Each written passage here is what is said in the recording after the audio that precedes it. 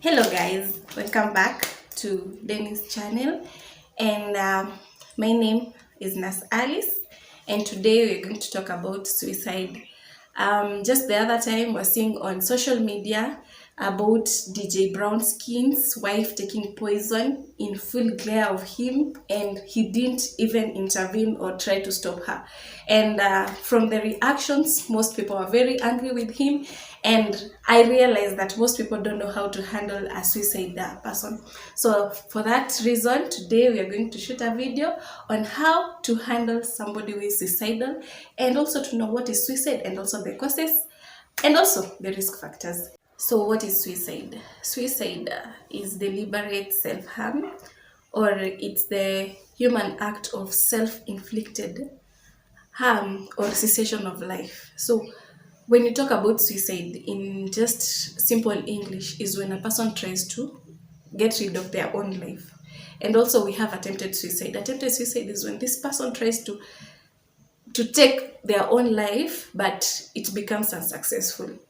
So from here we are going to talk about the causes. What are the causes of suicide? And I've graded them into three. We have psychiatric disorders. On psychiatric disorders, we have issues like major depression, a person who has been sad for a period of 6 months and above. We have schizophrenia, and also we have personality disorders, mostly those people who are antisocial. And also we have some diseases like delirium, dementia. Those are organic brain diseases. So that is on the psychiatric disorders. Another disorders we have as physical disorders. So physical disorders, these are people who may be suffering from incurable diseases, of accident victims who have end up being maybe amputated, or it has interfered with their self-image. So those ones also can be a cause of suicide. Another one is psychosocial. So psychosocial, maybe somebody has failed in exams, they're having marital issues, occupational dysfunction, financial difficulties, they can no longer provide for the family, so they end up going to commit suicide. So those are also the causes. So I'll move to the risk factors. On the risk factors, these are the people who are at risk of committing suicide. We have age, mostly men who are 40 years and above, they're at a risk of committing suicide. Why? Because at 40 years, for men, we expect them to be financially stable. So if they are not financially stable, or they are not settled, they are not married, then they're at a risk of getting committing suicide. For women from age 55 and above, because from age 55 and above, menopause is also setting, they are lonely, they don't get that attention, so they're at a risk of committing suicide. Another cause also is sex.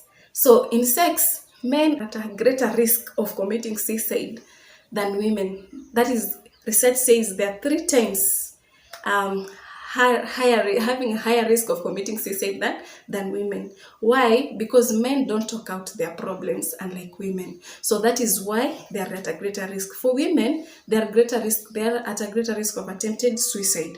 And I said attempted suicide is when you've tried to get rid of your life, but it fails. Another factor is the people who are unmarried, divorced, separated, singles. Those ones, because of loneliness, they are at a risk of what? Of committing suicide.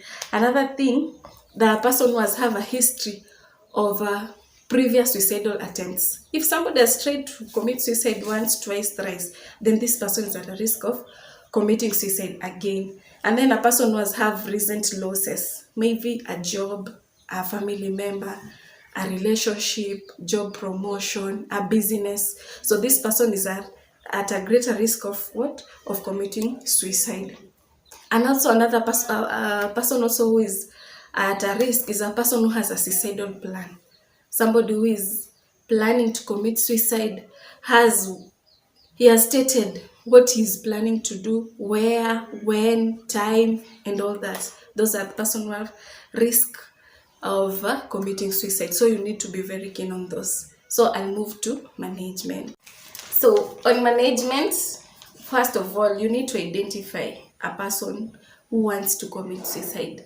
And how are you going to identify? One, if this person makes suicidal threats.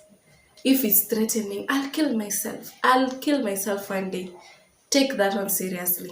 Another thing, if this person is making a will, he's written a will, he said how he's going to divide his properties. I know you'll say that making a will is healthy and all that, but it's also a sign that a person is suicidal.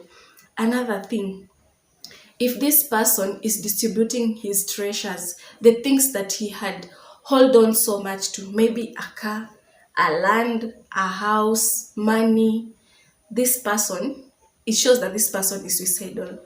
Another thing, if this person suddenly becomes so peaceful after a period of being depressed, of being sad, then you should be aware that this person is suicidal.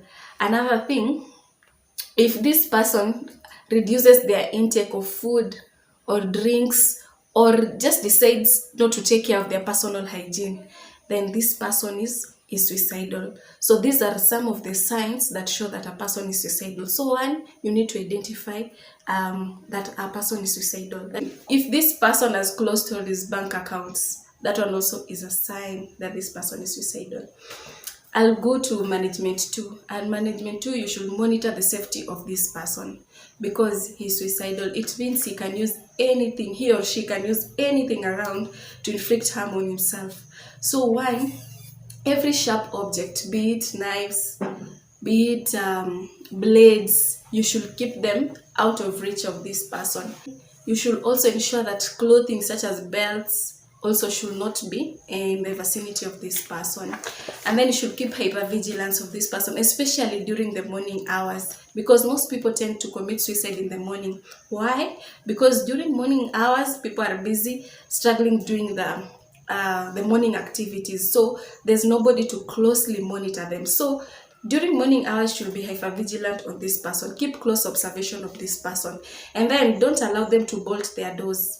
Their doors should always be open, just in case they try something, they can easily be rescued. This person should never be allowed to be alone.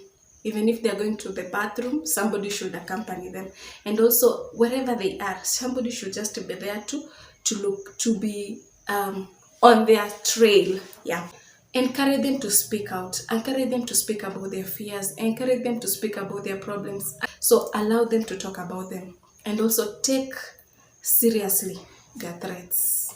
Still on management, so for 3, you should encourage communication, verbal communication with this person, by allowing them to talk about their fears and their feelings out.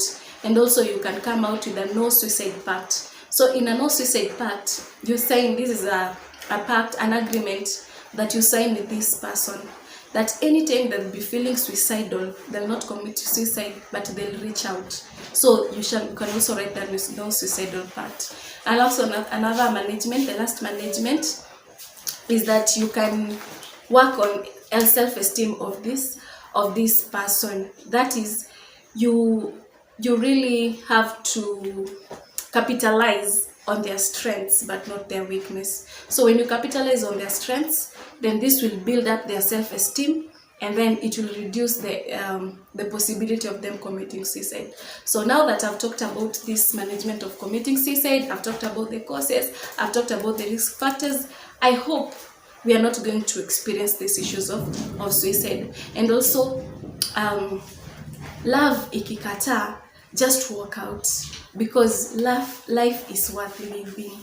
Thank you. We meet again here, and just keep it here and locked. Share. We are bringing more and more, and looking forward to hearing from you and your feedbacks. Thank you.